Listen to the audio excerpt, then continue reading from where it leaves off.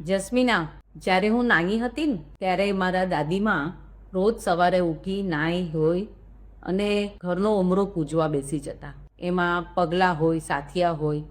અને કોઈ દિવસ એમને મને વાત તો કરી હતી કે એનું મહત્વ શું છે, પણ કોઈ દિવસ એટલું ભાઈ બહુ ધ્યાન નહોતું આપ્યું. પછી તું હમણાં રોકાવા આવી હતી અને તે પણ એ જ કર્યું. અને ત્યારે મેં તને પૂછ્યું હતું, પણ તે મને એમ કીધું કે હું તો વ્યુઅર્સની સામે જ બધાને હું કહીશ અને તમને પણ સમજાવીશ કે આનું મહત્ત્વ શું છે.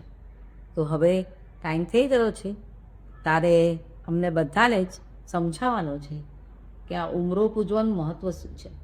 તમે એમ કીધું કે આ ઉમરો પૂજીએ છે, તો ઉમરો કેમ પૂજીએ છે? તો આપણા સ્કંદ પુરાણ અને ગ્રહના નિયમોનું જે આપણા હિન્દુ ધર્મમાં ગ્રહ નિયમ જ્યાં લખેલા છે, અથવા જે વાસ્તુની પુસ્તકો છે ઘણી, એમાં લખવામાં આવેલું છે કે ઘરના ઉમરાને ગ્રહલક્ષ્મીનું સ્થાન આપવામાં આવેલું છે.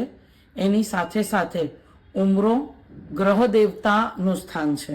એટલે આપણે ઉમરાની પૂજા કરીએ એટલે ઘરમાં શુભતા આવે, નકારાત્મકતા બહાર રહે, નકારાત્મક ઉર્જા આપણી સાથે હવે અંદર પ્રવેશે નહીં. અને ઉમરાને પૂજો એટલે એની ઉપર તમે સ્વસ્તિક કરો, લક્ષ્મીજીના પગલાં દોરો. એટલે આપણે એમને કંકુ અને ચોખાથી એમને વધાવ્યા, એમને પૂજા કરી અને એમને કીધું કે તમે મારા ઘરમાં રહો, મારા ઘરમાં સુખ શાંતિ હંમેશા રહે, એવું આપણે એમને રિક્વેસ્ટ કરીએ છીએ, આપણે એમને બોલાવીએ છીએ. અને એના માટે ઉમરો પૂજવો એ શુભ મનાય છે. તમને અગર યાદ હશે, તમારા દાદીમાં કે વડીલો આપણને એમ કહેતા કે ઉમરા ઉપર પગ ન રખાય, ઉમરા ઉપર ઊભું ન રવાય, ઉમરા ઉપર ચપ્પલ ન રખાય, ઉમરાની ઉપર બેસાય નહીં. પછી કોઈ આમ અંદર આવતું હોય ને આપણે એને આમ કંઈ આપીએ કે કંઈ લઈએ, એ પણ એમ કે આમ વચ્ચે અધવચ્ચે નહીં કરવાનું. એનું કારણ જ એ છે કે ત્યાં ગ્રહ દેવતાનો વાસ છે, લક્ષ્મીનો વાસ છે, ગ્રહલક્ષ્મી છે.